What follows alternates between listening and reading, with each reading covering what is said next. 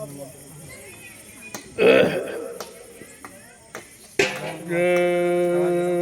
गुरुदेव, जय गुरुदेव, जय गुरुदेव, जय गुरुदेव, जय गुरुदेव, जय गुरुदेव। जय गुरुदेव नाम किसका?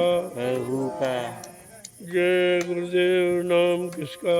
प्रभु का, जय गुरुदेव नाम किसका? प्रभु का। प्रभु का प्यारा नाम। जय गुरुदेव। रात्रि परमार्थी संविधान सेवा कर रहे सभी सत्संगी प्रेमी ध्यान से सुने।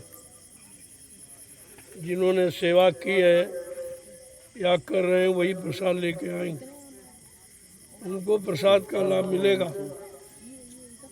प्रसाद का फल सेवा के बाद, भोजन का फल सेवा भजन के बाद। ये दोनों चीज़ें धीरे धीरे हम सारी व्यवस्थाएं बंद कर रहे हैं, क्योंकि कोई सेवा करता नहीं है, सब इधर उधर घूम रहे हैं। भंडारों में भोजन उन्हीं को देना। भंडारे के सेवादार ध्यान से सुने, जो सेवा करते हैं वही भोजन लेके उनको देना।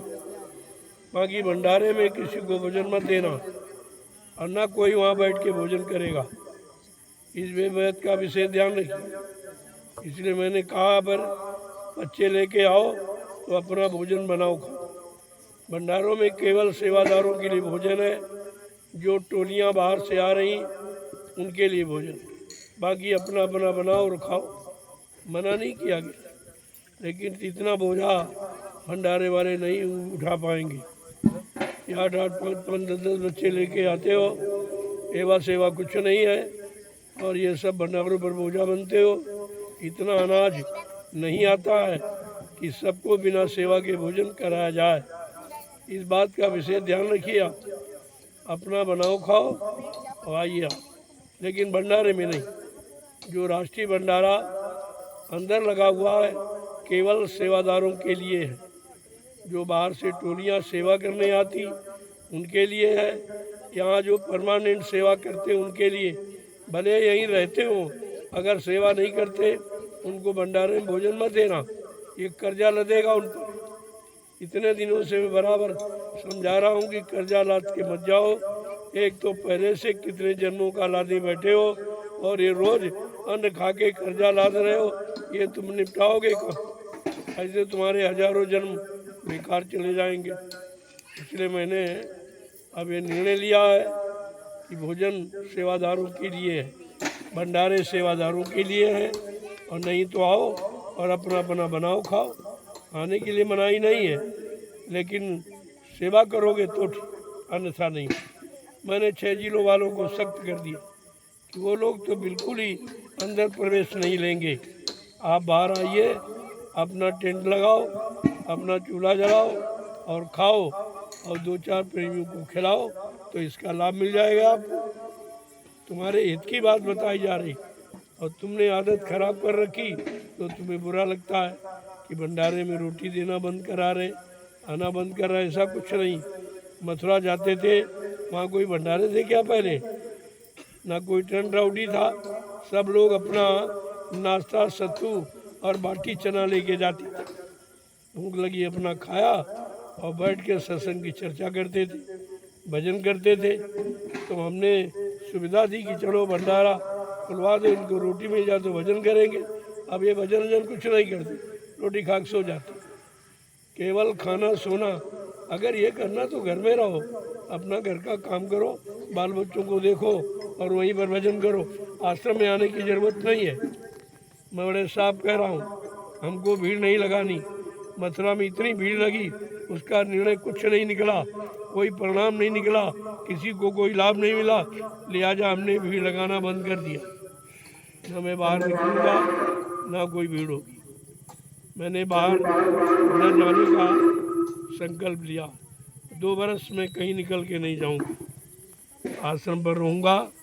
जो प्रेमी आएंगे उनको इशारा करूँगा, केवल इशारा मात्र करूँगा, और बाकी है ज़्यादा समय खराब नहीं करूँगा। इसलिए आप आइए, सेवा भाव से आइए। सेवा नहीं करनी है तो घर में रहो, आश्रम में आने की ज़रूरत नहीं है।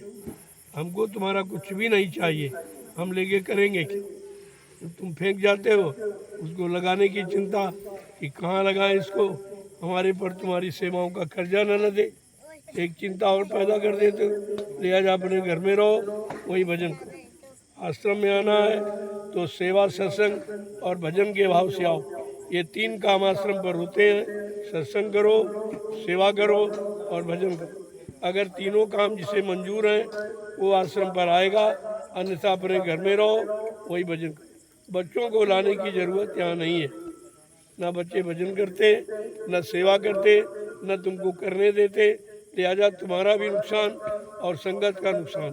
छोटे छोटे पौधे लगे, कई ये पत्ते पत्ते नोच नाच के फेंक देते हैं। तुम जब कंट्रोल नहीं कर सकते हो तो बच्चों को क्यों लाते हो? ये आश्रम है, ये धर्मशाला नहीं है, जब चाहो तब चल दो। लिहाजा मैं भंडार वालों को सख्त करता हूँ कि तुम भोजन बिना हमारे आदेश के किसी को नहीं दोगे। भोजन बंद कर दीजिए, अपना बनाएं, अपना खाएं। आने के लिए तुम्हारी जगह है, अपना रहो, अपना टेंट लगाओ और चूल्हा बनाओ और खाओ, बच्चों को खिलाओ, सत्संग सुनो, भजन करो। मैं मना नहीं करता, लेकिन आश्रम के अंदर प्रवेश नहीं करता। मैंने 2 गेट इसीलिए बनवाए हैं। जो पीछे वाला गेट है वो आश्रम का है, पूजा घर का, उसमें कोई प्रवेश नहीं लेगा। इस बात का ध्यान रखिए। सत्संग स्थल मैंने इसीलिए यहाँ पर रखा है। ये ज़मीन इन साल खरीदी गई है, वहीं पर आपका सत्संग स्थल है। वैसे ही ये विद्यालय का प्रांगण है, इसलिए मैंने दुकानदारों से कहा आप अपनी दुकानें पीछे कर लो। ये ग्राउंड है विद्यालय का, अभी आपके लिए अच्छा है, और बाद में सेवादार उठा के फेंक देंगे, तब आप कहोगे हमको भगाया जा रहा। मैं कितने दिनों पहले से कह रहा हूँ, बहुत जगह पड़ी है पीछे, कहीं लगा लो, लगाने के लिए मना नहीं है। लेकिन जो जगह जिस चीज़ के लिए नियुक्त की गई है, अब ये मंच का है, यहाँ मंच रहेगा, मंच के सेवादार अपनी राउटियाँ लगा देंगे, तुम्हारी दुकान खत्म हो जाएगी। इसलिए अभी समय है, समय के पहले वो पीछे बहुत जगह पड़ी है, आप लगा लीजिए। दुकानों के लिए मना नहीं है, किसी को भगाया नहीं जा रहा, लेकिन ज़रूरत पड़ने पर व्यवस्था बदली जा रही है, इसका विशेष ध्यान रखो। और आपको सहयोग करना चाहिए, आदेश का पालन करना चाहिए कि कोई न कोई हमारे हित की बात कही जा रही, हम नहीं, तुम नहीं आदेश मानोगे तो गैर लोग जो आ रहे वो क्या मानेंगे? तुम ही पहले नहीं मानते हो। मैं कितने पहले से कह रहा हूँ यहाँ कोई दुकान मत लगाइए। मैंने दुकान के लिए जगह यहाँ भी निर्धारित है, और वो बाजार उधर पूरा लगवा दिया, वहाँ लाइट वाइट सब लग जाएगी, आराम से रहिए। किसी को भगाया मना नहीं किया जा रहा, लेकिन व्यवस्था के अंतर्गत रहो आप। जब तुम मर्यादा का पालन नहीं करोगे तो दूसरों को मर्यादा पालन करना क्या सिखाएंगे आप? यहाँ जिद हट मत करो, जो बता दिया जाए उसको तत्काल करो, उसी में तुम्हारा भला है। अगर भलाई चाहते हो तो आदेश का पालन करो, अन्यथा सेवादार उठाएंगे तुम्हारा सामान फेंक देंगे, बाद में क्या निकलेगा, रिजल्ट क्या निकलेगा? तो ऐसा कोई काम मत करो जो तुमको तकलीफ हो, और हमको भी तकलीफ है कि अब तुम्हें भगाना पड़ रहा। भगाया नहीं जा रहा, तुम्हारा स्थान बदला जा रहा है। बजाय इधर के उधर चले जाओ। पूरा मार्केट लोगों ने लगा लिया, एक ही सारे पर सब खाली करके सब लगा ली। तुम कुछ लोग ये जिद कर रहे हो तो 1 मिनट नहीं लगेगा, तुम यहाँ से भाग जाओ। अगर मैं सख्त हो गया तो तुम यहाँ पे टिकने ही तुमको नहीं देंगे। अभी तो कह रहा हूँ कि वहाँ लगा लो, फिर वहाँ भी जगह नहीं मिलेगी। ये जगह तुमने खरीदी नहीं है, तुम्हारी कोई सेवा भी नहीं इसमें। लिहाजा फ़ायदा उठाना चाहते हो तो आदेश के अनुसार रहकर पूरा फ़ायदा ले लीजिए। हम तो फ़ायदा देने के लिए आए ही हैं, लेकिन फ़ायदा लोगे हमारे अनुसार। अपनी जिद अपना हट करके कोई फ़ायदा नहीं मिलेगा, नुकसान हो जाएगा आपका। इस बात का हमेशा ध्यान रखिए। अगर आदेश दिया जा रहा तो उसमें तुम्हारा हित है, तुम्हारा लाभ छिपा हुआ है, तुम उसे जानते नहीं हो और समझ नहीं पाते। इसलिए अब दिन थोड़े रह गए कार्यक्रम के, अभी आपके लिए मतलब समय है, अपनी लगा लीजिए दुकान। सब लोग लगा रहे हैं वहाँ, जो परमानेंट यहाँ लगाते हैं वो इधर ये सामने पीछे, और जो आएंगे उनके लिए मार्केट को। तुम्हारा तो मैंने पहले से इंतजाम कर दिया कि बजाय वहाँ के यहाँ लगा लीजिए। ये रोड है, अभी मैं देख के आया हूँ, और लगभग रोज ही निकलूँगा, रोज ही देखूँगा, कोई परेशानी मुसीबत तुम्हारी पूछूंगा, देखूँगा, उसको दूर करूँगा। ऐसा नहीं है कि किसी को तंग किया जा रहा, किसी को भगाया जा रहा। यहाँ भगाने का काम नहीं होता, ये हमेशा ध्यान में रखिए। लेकिन आदेश जब दिया जाएगा जब कोई ज़रूरी बात हो। अब ये विद्यालय का प्रांगण है, कल से बाउंड्री होने लगेगी तब आपको भागना पड़ेगा। आधा क्या है? तो पहले से अपना स्थान निश्चित कर लो, अपना बना लो, परमानेंट बना लो, हमें कोई इतराज़ नहीं। लेकिन ये मैदान, ये प्रांगण विद्यालय का है, इसको सुरक्षित रखना, व्यवस्थित रखना हमारा आपका सबका कर्तव्य है, क्योंकि विद्यालय सबका है, मेरा नहीं है। आपके बच्चे ही पढ़ेंगे, आपका है। आप समझ क्यों नहीं पाते? तो इसमें आप हमारा सहयोग करो व्यवस्था में कि जल्दी से निर्माण कार्य शुरू हो जाए, और ताकि बाल बच्चों के लिए एक मतलब शिक्षा का उचित प्रबंध हो जाए। हम तो तुम्हारे काम में लगे, तुम्हारे बच्चों के भविष्य को बनाने में लगे, और तुम समझते नहीं कुछ। जय गुरुदेव, जय गुरुदेव, जय गुरुदेव, जय गुरुदेव, जय गुरुदेव, जय गुरुदेव। जय गुरुदेव नाम किसका? प्रभु का, जय गुरुदेव नाम किसका? प्रभु का, प्रभु का प्यारा नाम। जय गुरुदेव, जोर से बोले, जय गुरुदेव, सब मिल बोले, जय गुरुदेव, बोलना होगा, जय गुरुदेव, अभी से बोले, जय गुरुदेव, दर्द हरेंगे, जय गुरुदेव, सब कष्ट मिटेंगे, जय गुरुदेव, सुख शांति भी देंगे, जय गुरुदेव, सबके दाता, जय गुरुदेव, सबके मालिक, जय गुरुदेव, प्रेम से बोले, जय गुरुदेव। ये नाम नहीं इंसान का, ये नाम है प्रभु का, ये काम नहीं इंसान का। ये काम है प्रभु का।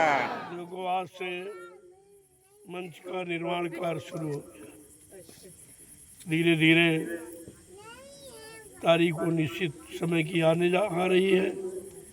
7 तारीख से सत्संग प्रारंभ हो गया, 6 तारीख को मंच का उद्घाटन होगा, इसलिए 5 तक आपको बिल्कुल कंप्लीट कर देना।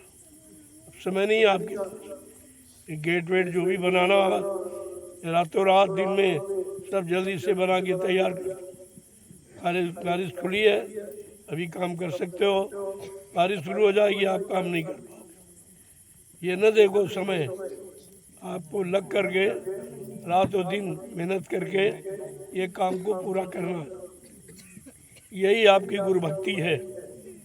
जो समय को नहीं देखते, आदेश को देखते हैं, आज्ञा को देखते हैं, वचनों को मानते हैं, वो धन्य है।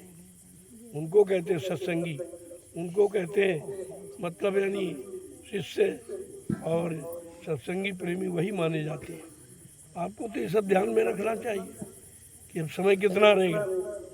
अभी आप इधर निर्णय नहीं ला पा रहे हो, कहाँ तुम्हें रहना, और बाद में फिर तत्काल जगह भर जाएगी, फिर तुमको वहाँ भी नहीं मिलेगी। फिर कहोगे हम पहले से रह रहे, हमको जगह नहीं मिली। तो तुमने पहले से रह रहे हो, आदेश कहाँ माना?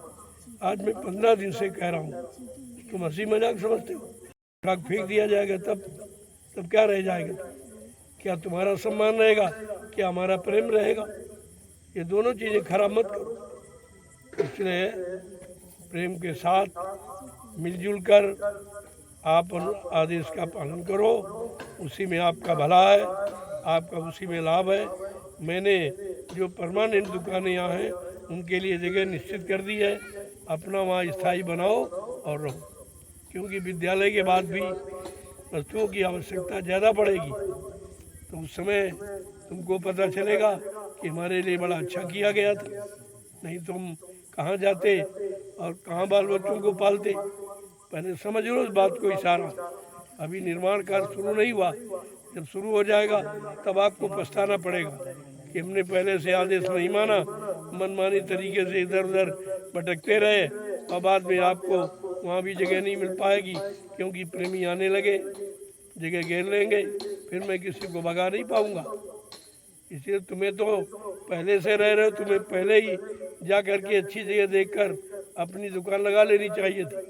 ये है सत्संगीपन, तुम उसमें जिद हट करते हो, उसमें कुछ होने वाला है नहीं। बात को समझो पहले। जो लोग सेवा करते वही प्रसाद लेने आएंगे, बाकी यहाँ फालतू भीड़ नहीं लगेगी। अब मैंने वो समय सब खत्म कर दिया। एक तरीके से प्रसाद अब नाश्ता नहीं रहा, अब प्रसाद फल देने वाला। फल जब मिलेगा जब सेवा करके आप रोटी खाओगे, सेवा करके प्रसाद लोगे, तब तो प्रसाद तुम्हारी बीमारी परेशानी को दूर करेगा, अन्यथा दूर नहीं होगी, बढ़ जाएंगी। ये उल्टा हो जाएगा। इसलिए बात को समझो, क्यों कहा जा रहा, क्यों इशारा किया जा रहा। सेवा का फल सबसे बड़ा। सेवा के अलावा तुम कर ही क्या सकते। भजन तुम्हारे बस का नहीं, सत्संग तुम्हारे बस का नहीं, तो भजन सेवा ही कर लो। और उसमें भी आनाकानी। मैं आज अचानक दौड़ा किया, हमें कोई सेवा पर नहीं मिला, सब इधर उधर टहल रहे, घूम रहे। तो मैंने भंडार वाले को डांटा कि किसी को रोटी मत देना। ये रोटी घूमने फिरने वालों के लिए नहीं है, ये धर्मशाला नहीं है। धर्मशाला में जाओ, वहाँ बगैर पैसे कोई रोटी नहीं देगा आपको। यहाँ तो किसी से कुछ लिया ही नहीं जाता। अरे कम से कम सेवा करके अपनी बीमारी हटाओ और प्रसाद खाकर परेशानियाँ दूर करो। तुमको दोनों तरफ का लाभ दिया जा रहा, लेकिन तुम्हारी समझ में नहीं आ रहा। और बाद में कहते हो हमारे कैंसर हो गया, हमारे ये हो गया, हमारे शुगर बढ़ गया, हमारी बीपी बढ़ गई, अभी तो और बढ़ेंगी। सेवा नहीं करोगे तो रोटी वाला कर्जा ये भी कैंसर बन जाएगा, ये भी बीमारी का रूप ले लेगा। फिर हम एक बात सुनने वाले नहीं हैं। मैं पहले साफ साफ शब्दों में सबको बता दे रहा हूँ कि सेवा का फल सबसे भारी, इससे बढ़कर कोई नहीं। कलयुग का जीव और कुछ कर ही नहीं सकता। तुम इतने कमज़ोर हो, तुम्हारा मन कमज़ोर, तुम्हारा तन शरीर कमज़ोर, इंद्रियां कमज़ोर, तुम कौन सा काम कर सकते। ये तो मैंने सोचकर एक सरल परमार्थी संधान सेवा आपके लिए रख दी कि चलो यही करके अपना काम बना लो। और उसमें भी आनाकानी, उसमें लापरवाही, तो फिर आपके लिए तकलीफ बढ़ेगी। अभी मुसीबतें बढ़ेंगी, पहाड़ टूटेगा, तब एक भी बात हम सुनने वाले नहीं है। मैंने पहले से दवा बना के रखी है, परमार्थी संधान सेवा। वो भी मैंने 3 भागों में बांट दी। प्रातःकालीन सुबह की परमार्थी संधान सेवा, उसका लाभ अलग, और दोपहर धूप में और बरसात में और जाड़े में जो तपस्या करके सेवा करता है उसका फल सबसे ज़्यादा, और रात्रि परमार्थी संधान सेवा का फल भजन के बराबर। ये तीनों सेवाओं का लाभ है, और आप एक भी नहीं करते हो तो खाली आए हो खाली चले जाओगे। हमारा क्या नुकसान कर, बाद में आप शिकायत करोगे हम इतने साल के नामदानी, इतने सत्संगी, हमारा कुछ नहीं हुआ, ना मैं दिखाई दे रहा, ना मैं सुनाई दे रहा। जब तुमको आदेश सुनाई दे नहीं दे रहा है, आदेश का लाभ तुम्हें दिखाई नहीं दे रहा, तो अंदर वाला कहाँ दिखाई देगा।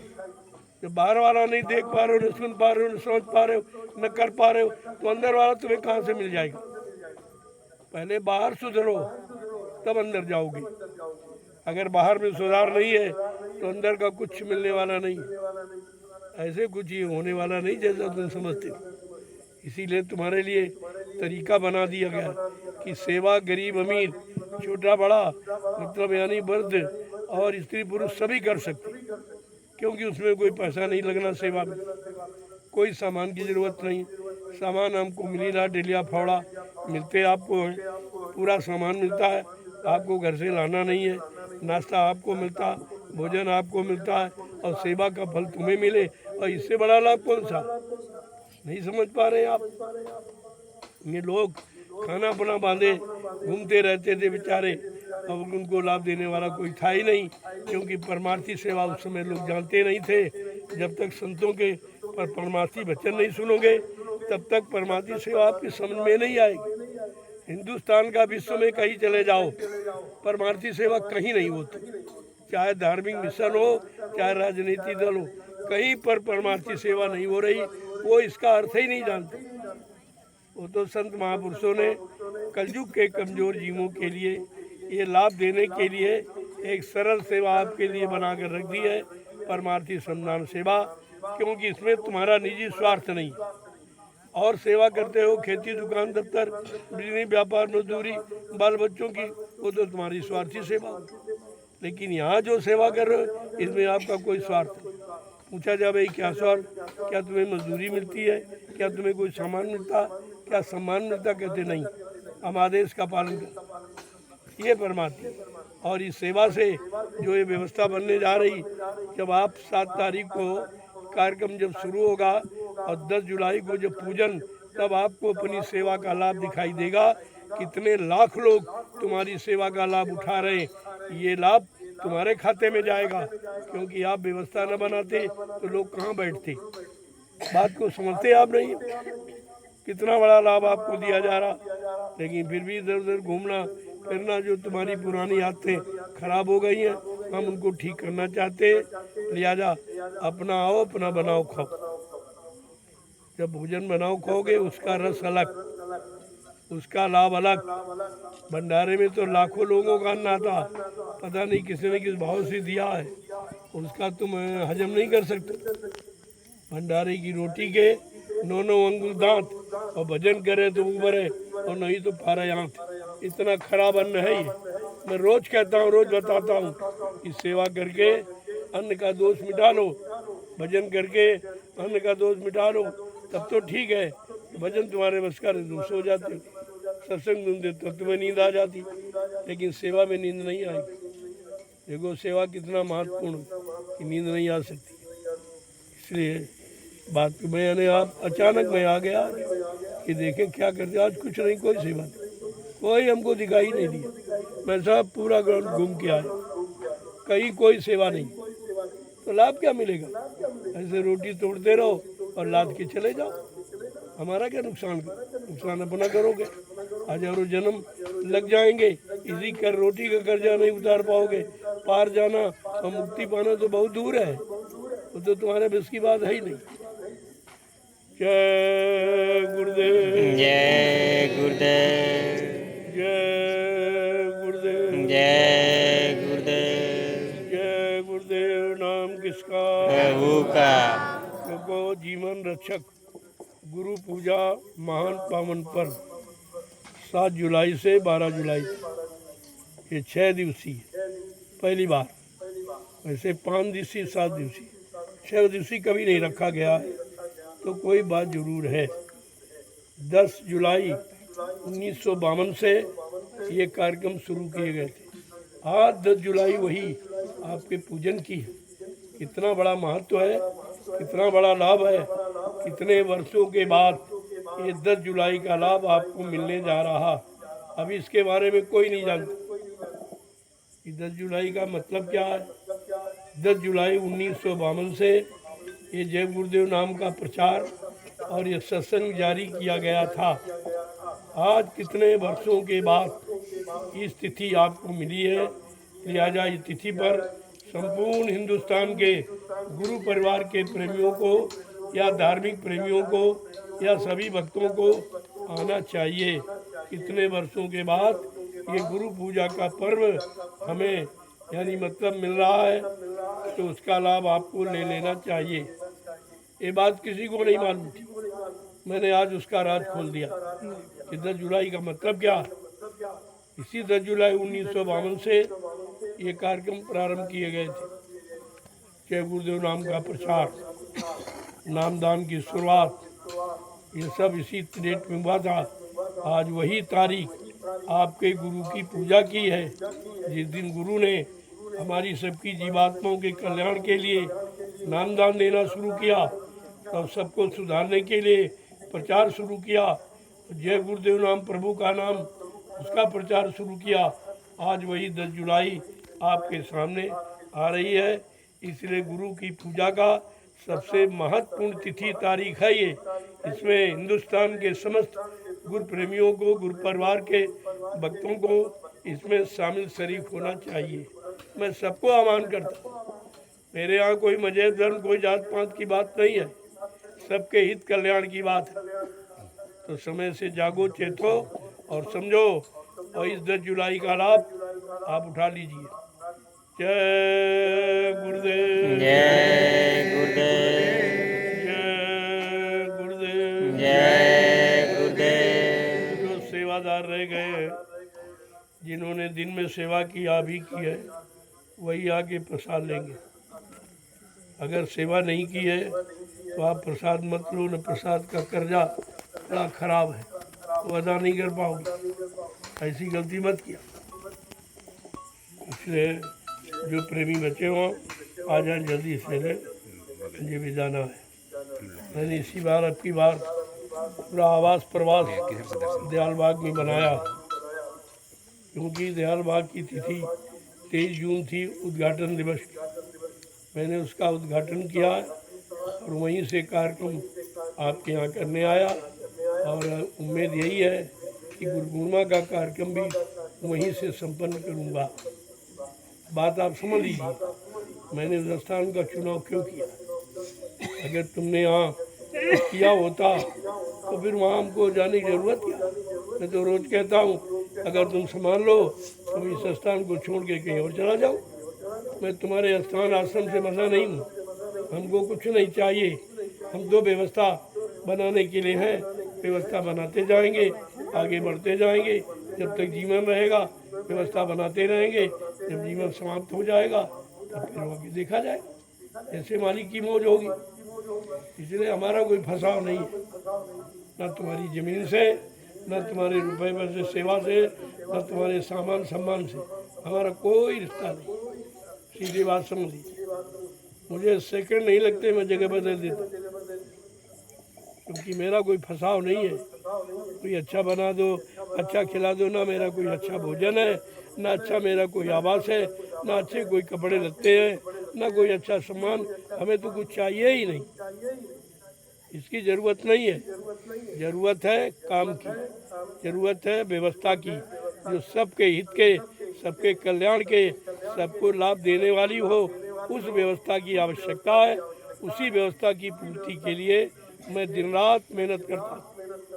जबकि मेरा स्वास्थ्य खराब इसी में खराब हुआ, जो 12 वर्ष में घूमता रहा, न खाने का समय, न सोने का समय, न आराम करने का समय। तो शरीर तो शरीर है, ज़्यादा काम लोगे जल्दी खराब हो जाए, कमज़ोर हो जाएगा। अब आप देखिए कितना कमज़ोर हो। इसलिए मैं बहुत कम समय देता हूँ। मैं 2-3 दिन के बाद आया हूँ, लेकिन प्रसाद रोज़ भेजता हूँ, प्रसाद सेवादारों को दे। मैं आऊँ ना आऊँ, प्रसाद का लाभ तो तुमको मिलेगा ही, उसमें मत सोचा करो। जब प्रसाद बना के दे दिया जाए तो आपको ले लेना चाहिए। हमारी उपस्थिति तो जब होगी जब हम जरूरत समझेंगे तो। अब उस तरह से नहीं, दिन भर दौड़ो, दिन भर आओ, ये नहीं, ये सब खत्म। एक बार मिलना होगा शाम, और सत्संग में वो भी नहीं दिन में, रात में नहीं। सत्संग में दिन में रस से निकलूँगा, आप लाइन लगा लीजिए, सबके सिर पे हाथ रखता हुआ प्रसाद देता हुआ सबको प्रसाद मिल जाएगा, और सबका स्पर्श कर लूँगा, समझ लूँगा भाई क्या परेशानी, क्या तकलीफ, क्या आपको देना, क्या नहीं देना, वो तो जानकारी सब हो जाएगी। लेकिन आपको ये धर्म और दूर से प्रणाम करो। जब मैं 12 वर्ष से लगातार प्रणाम करना सिखा रहा हूँ, मैं मंच पर आता हूँ तो हाथ जोड़ के आपको प्रणाम करता हूँ। जब लेके उठता हूँ तब प्रणाम करता हूँ, जब दर्शन लेने आपको देने आता हूँ, लेने आता तब प्रणाम करता हूँ, और बाद में उठता तब। इतने दिनों में तुमने कुछ समझा ही नहीं कि प्रणाम का मतलब आशीर्वाद होता। प्रणाम का परिणाम ही आशीर्वाद है। तुमको आशीर्वाद चाहिए, दूर बैठे रहो, वहीं से हो जाएगा। तो देने वाले पर तुम चिपके रहो, उसकी इच्छा रही तो कुछ नहीं पाओगे। जब पाओगे उनकी इच्छा से पाओगे, अपनी इच्छा से आप कुछ ले नहीं सकते। इसलिए मैं बार बार कहता हूँ, दूर रखे। मैं प्रणाम करता हूँ, आप भी प्रणाम करो। हमारा प्रणाम जीवात्माओं के लिए, और तुम्हारा प्रणाम भी जीवात्मा के लिए होना चाहिए। शरीर तो जड़ है, जड़ को प्रणाम नहीं किया जाता। प्रणाम उसको किया जाता जो आशीर्वाद दे, जड़ आशीर्वाद नहीं देगा। शरीर जड़ है, शरीर तो मुर्दा है, जीवात्मा चेतन है, उसको प्रणाम करो। और जितनी चेतन जीवात्मा निकल जाएगी, ये शरीर मुर्दा हो जाएगा। इसका प्रणाम नहीं किया जाता। यही बात लोग अभी तक नहीं समझ पाए कि प्रणाम का मतलब क्या है। छूना तो पत्थर को छूते हो, कागज कैलेंडर को, पानी को, तीर मूरत को, जड़ को छुआ जाता, चेतन को प्रणाम किया जाता। दोनों बातें आपके सामने, मैं तो रोज ही बताता हूँ। इतने दिन सत्संग सुनाते सुनाते हो गया और आपकी समझ में प्रणाम भी नहीं आया। अभी नोचा कसौटी ये सब क्या, इससे कुछ चीज पा जाओगे क्या? आज जो प्रेम से मिलती है वो नोचा कसौटी में नहीं, जो दूर से मिलती है वो नज़दीक में रहकर तमाम गलतियां करते हो तो उससे नुकसान आपका होता है, और फिर तरह तरह के पाप बुरे कर्म करके छूते हो, उससे भी तुम्हारा नुकसान होता है। इसलिए दूर से प्रणाम करो। मैं भी करता हूँ और आप भी करिए।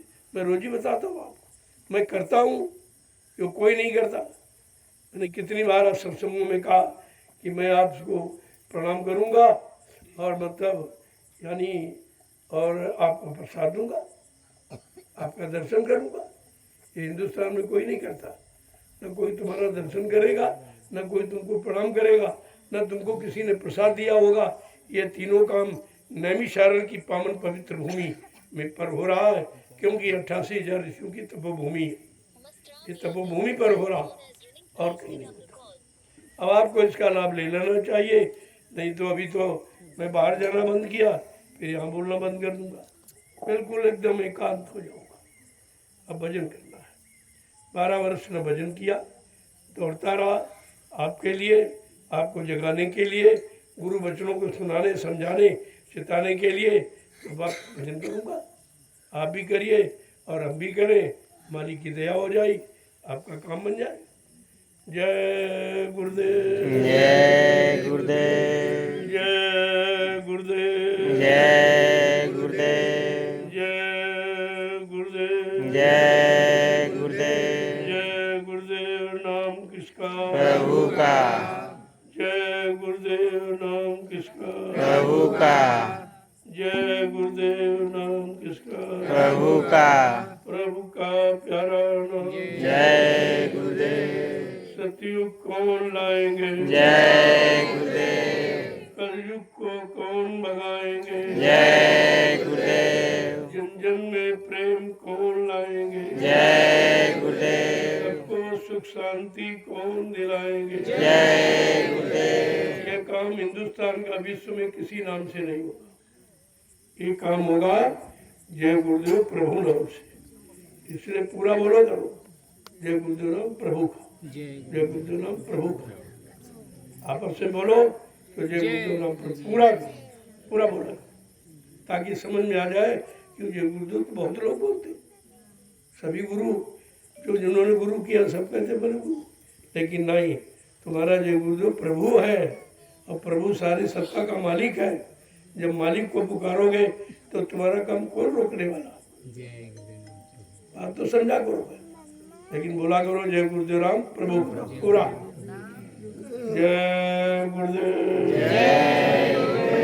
अब जिन लोगों ने सेवा की है सत्यता के साथ, ताकि आपको सेवा का लाभ मिले, और नहीं सेवा की है तो नाश्ता हो जाएगा, प्रसाद नहीं रहेगा। प्रसाद सेवा करने के बाद बनता है, भजन करने के बाद बनता है।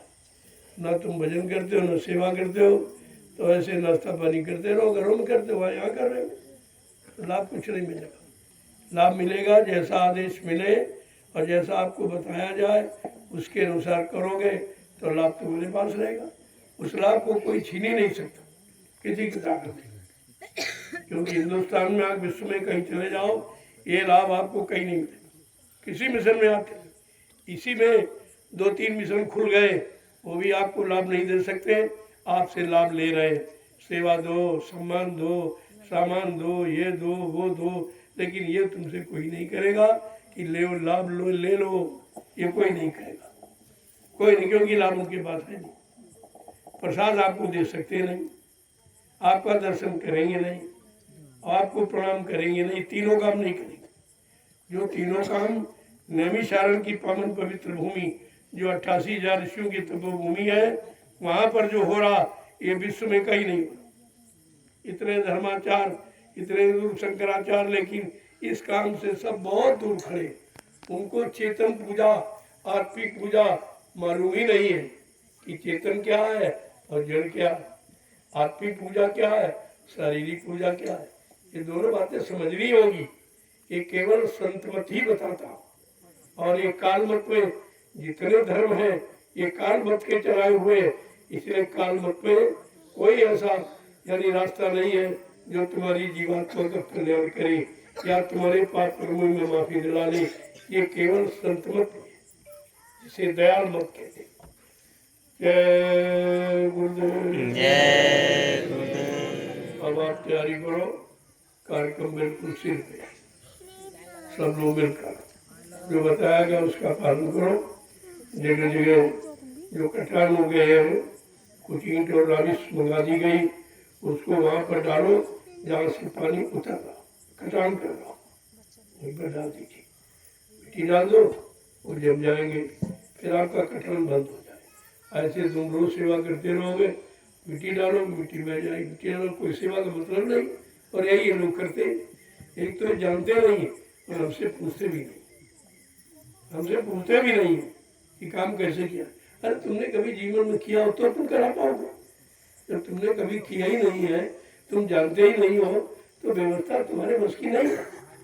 मैं यही देख रहा हूँ, मैं 3-4 महीने के बाद यहाँ आया सब, लेकिन यहाँ काम तुम्हें कुछ नहीं मिला, बिगाड़ के सिवा कोई काम नहीं। जितना ये कूड़ा कचरा पड़ा जो सड़ रहा है, आपकी बुद्धि में नहीं आया इस कूड़े कचरे को बंदे जहाँ जहाँ बंदे बने सब पर फैला दो तो इसका कटना बंद हो जाएगा, आपकी मेहनत कम हो जाएगी।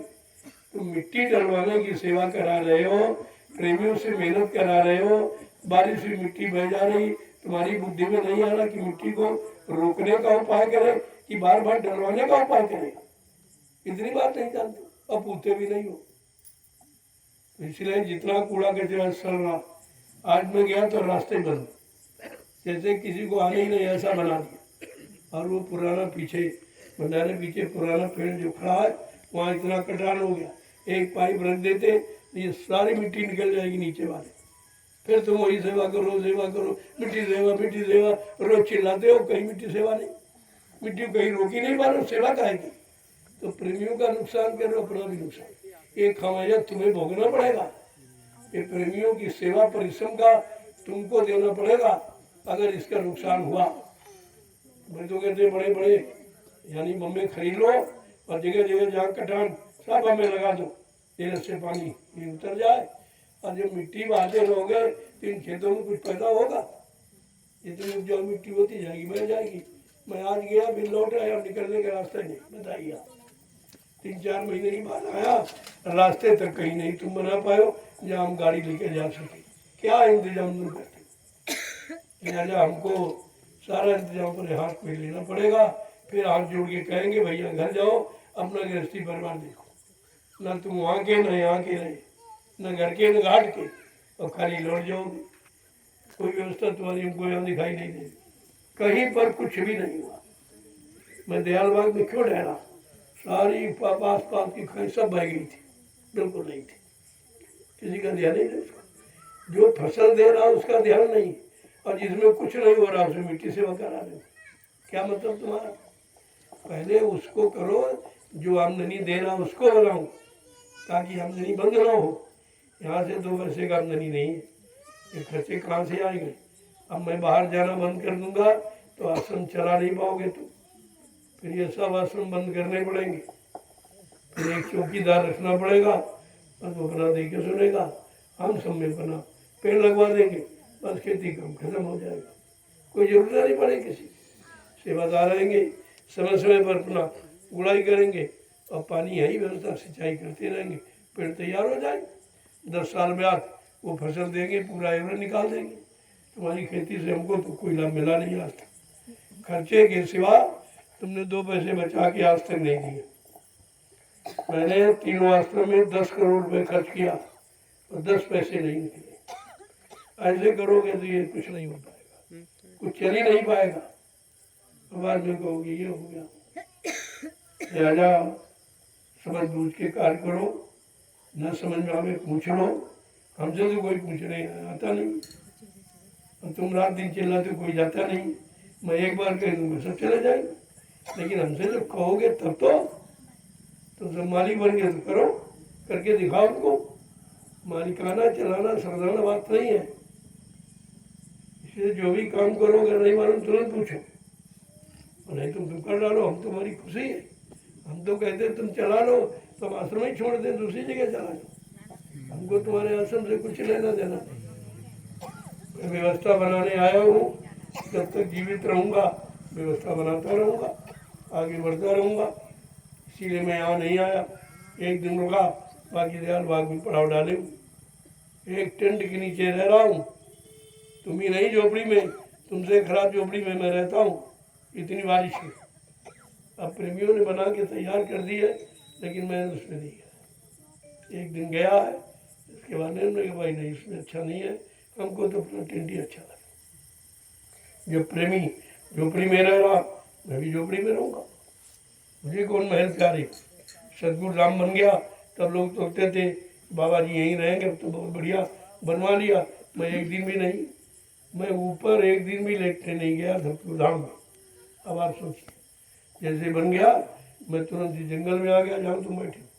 ये मैंने जंगल खरीदा था, यहाँ से चीते सिवा कुछ आदमी, दिन में आदमी नहीं आता था कोई, इतना खराब जंगल था। मैं आया देखने, मैंने कहा हम तो यहीं रहेंगे। अरे जंगल में आप कैसे आए करने, हमारी इच्छा हो गई है, हमारा एक टेंट लगा दीजिए। मैं 3-4 महीने प्लास्टिक में तान करके आ रहा, और धीरे धीरे धीरे प्रेमी आने लगे, जंगल साफ होने लगा। आज देख लीजिए क्या से क्या हो गया। ये करने से होता है, हमने किया तब करवा रहा हूँ, ऐसे नहीं केवल भाषण देता हूँ। हम भाषण नहीं देते, हमने जो किया है वही बताते, और आज भी करने की दम रखता हूँ और कर रहा हूँ। इतनी बीमारी पर भी हम वहाँ भी देख रेख पूरी करता हूँ, पूरी जानकारी देता हूँ। और दयाल बाग एकदम खुशनुमा हो गया, सब बन गया। पेड़ भी लगवा दिए जो खत्म हो गए थे, 100 पेड़ हमने और मंगवाए, वो भी एक बाग। हम धीरे धीरे ये जमीन बगीचे में बदल दूंगा, फिर हमको तुम्हारी जरूरत नहीं पड़ेगी, कोई जरूरत नहीं पड़ेगी, क्योंकि मैं देख रहा हूँ कुछ काम नहीं हो रहा। जहाँ जाओ वहाँ ये कटा गया, वो कट गया, वो बिगड़ गया, ये खत्म हो गया, हमें कोई बना दिखाई नहीं देता। प्रेमी रात दिन सेवा करते और बना खुले दिखाई, सब बिगड़े दिखाई, क्योंकि तुम्हें बनाने का तरीका तुमने कहीं बनाया नहीं, तुम जानते नहीं हो बनाया कैसे जाता। और इतना कूड़ा कचरा यहाँ पड़ा, बड़ी मुश्किल हमारी गाड़ी निकल, रास्ते बंद कर, और रोज ये कट के कितना हो, कितना ऊंचा था जहाँ ये पाइप लगा था, सब एकदम नाला हो गया, उसमें एक डलिया मिट्टी नहीं पड़ी, और मिट्टी सेवा चल रही, पता नहीं कहाँ चली, कि देश में चला रहे मिट्टी सेवा। यहाँ कुछ नहीं, ये धीरे धीरे सब बह जाएगा, सब नदी में पहुँच जाएगा। तुम्हारी सेवा का मतलब क्या, जहाँ जरूरी वहाँ पहले करो, नहीं रोकोगे ये सब बहकर नदी में चला जाएगा। आसन वासन तुम्हारा कुछ नहीं रहेगा, सब बह जाएगा, क्योंकि तुमको काम कराने की अकल नहीं है। हमारे पास काम कराने की अकल नहीं है कि प्रेमी कैसे काम दिया जाए, उनकी सेवाओं का तुम दुरुपयोग करते, इसलिए प्रेमी नाराज हो जाएगा, आना बंद कर देगा, तुम्हारे बस का कुछ है नहीं, तुम करो। इसलिए बहुत समझदारी के साथ, बड़े प्रेम प्यार मोहब्बत से सेवा लो। ये सेवा करने आते, सेवा भाव आते, लेकिन तुम्हारा भाव सेवा कराने का ही, कहीं कोई काम नहीं। मैं आज सब घूम के आया, सब जगह कटा फटा पड़ा, कि ये बंदा मर गया, कि वो नाली वो मेरे खत्म हो गई, इसके अलावा हमें तो कुछ बना दिखाई नहीं। मैं 4 महीने बाद आया, मैं कल बोल रहा कि देखूंगा आपकी बात, जाऊँगा क्या व्यवस्था मिले, कुछ नहीं, वही भंडारे में रोटी खाना, इसके सिवा कोई काम नहीं। ये तो कर्जा लाद रहे हो।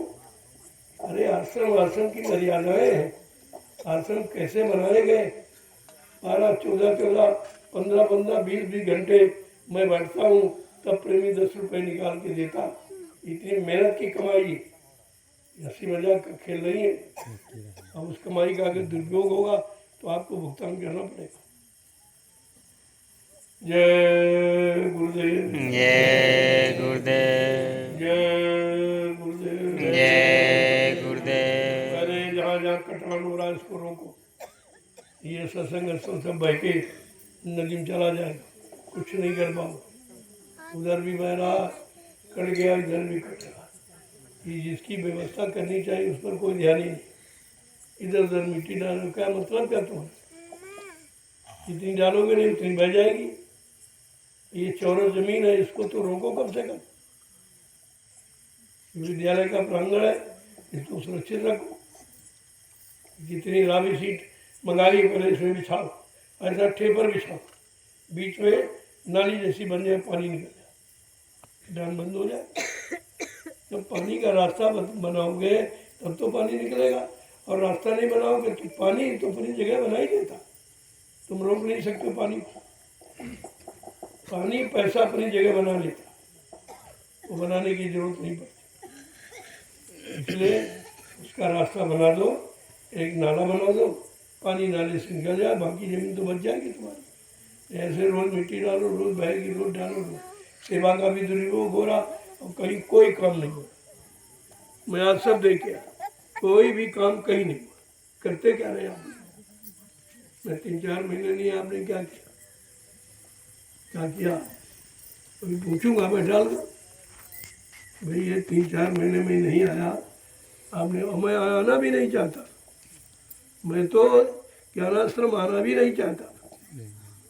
कि अपना करो, तुमने जिम्मेदारी ठेकेदारी ली तो करो, हमारी क्या जरूरत है?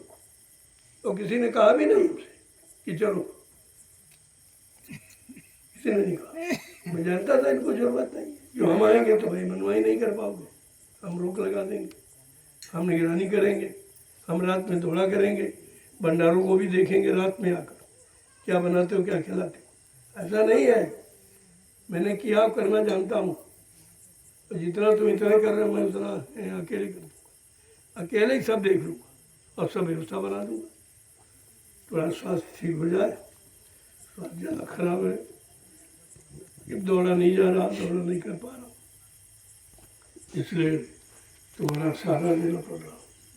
बाकी मैंने जीवन में कभी किसी के सहारे का काम नहीं किया, स्वयं किया, अकेले स्वयं। तो मैंने यहाँ भी शुरुआत किया 28 मई 2012 से अकेले ही शुरू किया, एक भी प्रेमी नहीं था। कितनी मेहनत से लोगों को निकाल के लाया हूँ, आप उस मेहनत को भूल नहीं सकते। ध्यान में रखिए आप, अगर तुम 100-150 लोग लाए होते तो अब तो कई करोड़ हो जाते। किसी ने कुछ नहीं किया। जो लाए हम, उनको भी संभाल के रख नहीं पा रहे, उनसे आप सेवा नहीं ले पा रहे हो, उनको प्रेम नहीं दे पा रहे हो। ये सब क्या है? ये व्यवस्था चलाने वाले लक्षण नहीं, बिगाड़ने वाले।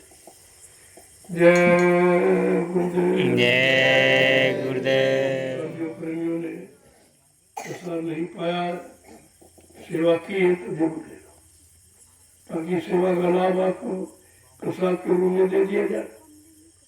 और ये सेवा न तो कोई कराता, कहीं कहीं तुम चले जाओ, हिंदुस्तान में पूरे विश्व की बात करता, ये परमात्मा की सेवा किसी को मालूम ही नहीं है, और इसका लाभ भी नहीं कोई दे सकता। और न कोई प्रसाद बनाना जानता, तभी कहते प्रसाद बाजार दुकान से खरीद कर ले आओ। प्रसाद खरीदा नहीं जाता, बनाया जाता। वो केवल नैमिषार की पावन पवित्र भूमि पर प्रसाद बना के दिया जाता। मैंने 12 वर्ष में पूरे हिंदुस्तान में घूम घूम को प्रसाद बांटा, ताकि जीवों की रक्षा हो जाए। समय बहुत खराब है, उस खराब समय से बचाने के लिए मैंने प्रसाद घूम घूम कर 12 वर्ष पूरे हिंदुस्तान में बांटा, और किसी से बदले में कुछ नहीं चाहता। ये काम किसी का उसका नहीं है, कोई कर ही नहीं सकता। अब तो हमारी नकल भी नहीं कोई कर सकता, इन नकल में भी अकल की जरूरत है, ऐसे नहीं हो जाएगा। तो आप समझदारी के साथ काम लो, आए हो, मेहनत ईमानदारी के साथ काम करो, अपना परमार्थ बनाओ। परमार्थ बनाने का ये रास्ता है, परमार्थ बनाने के लिए रास्ता खोला गया है, परमार्थ बनाने के लिए आपको रास्ते पर चलाया जा रहा, और फिर भी आप खाली चले गए तो फिर आने का मतलब क्या हुआ? जय गुरुदेव। जय गुरुदेव। चलो आप प्रसाद ले लो, शिव शिव भंडारे में जिन पर प्रेत बाधा है वो भंडारे में भोजन बनाने नहीं जाएंगे जब तक ठीक न हो जाए, और जिनको मासिक धर्म है वो भंडारे में नहीं जाएंगे। वैसे भी बीमार हो और बिना नहाए कोई नहीं जाएगा। इस बात का ध्यान रखिए। मैं किसी समय दौड़ा कर सकता हूँ, तो जो जिन पर भूत प्रेत है, बाधा है, जो स्वयं परेशान है, वो परेशानी का भोजन किसी को बना के मत देंगे, क्यों दूसरे का नुकसान करो। और जो भंडारे के जिम्मेदार हैं, इनको प्रवेश मत लेने दो, नहीं तो वो बोझा तुमको ढोना पड़ेगा, तुमको जिम्मेदारी दी जाएगी। और बगैर स्नान किए कोई भंडारे में प्रवेश नहीं करेगा बनाने वाला, इस बात का ध्यान रखिए। और जिनको मासिक धर्म है तो 5 दिन वो भंडारे में नहीं जाएंगे, इस बात का विशेष ध्यान रखिए। तुम्हारी बीमारी का, तुम्हारी परेशानी का, तुम्हारी दुख तकलीफ का यही कारण है कि तुम स्वच्छता सफाई का ध्यान नहीं रखते। यह सबसे बड़ा नुकसान है, अपना भी करते हो और लोगों का भी करते हो। ऐसे लोगों का हाथ का भोजन वर्जित है, संत मत में बिल्कुल वर्जित है। कबीर साहब ने संत मत के लोगों के लिए कहा, नारी की छाई पड़े, यानी जब मासिक धर्म होता है उस समय अगर उस स्त्री की छाया किसी काले नाग पर हो जाए वो भी अंधा हो जाता। नारी की छाई पर अंधे हुए भुजंग, कहो कबीर कैसे निभाए जो नित नारी के संग। कितना स्पष्ट है, सब मत के प्रेमियों के लिए संदेशा है। इसका आप लोग पालन करो और अपना लाभ और लोगों को लाभ दो, न तुम्हारा नुकसान हो न प्रेमियों का नुकसान हो। ये अपराध है, अगर नहीं मानोगे ये आपके लिए अपराध है, ध्यान रखना चाहिए। ट्रैक्टर लाओ मालिक। चलो, जय गुरुदेव। जय गुरुदेव। धीरे धीरे ये सब बातें आपके सामने एक बोर्ड में लिखकर भंडारे में टांग दीजिए। कुटी में भी टांग दिया जाए कि दर्शन एक बार शाम को जहाँ सेवा होती होगी वहीं पर आ जाओ, सबको प्रसाद मिल जाए और सबको हम सबका दर्शन भी करें, आपको प्रसाद भी दें।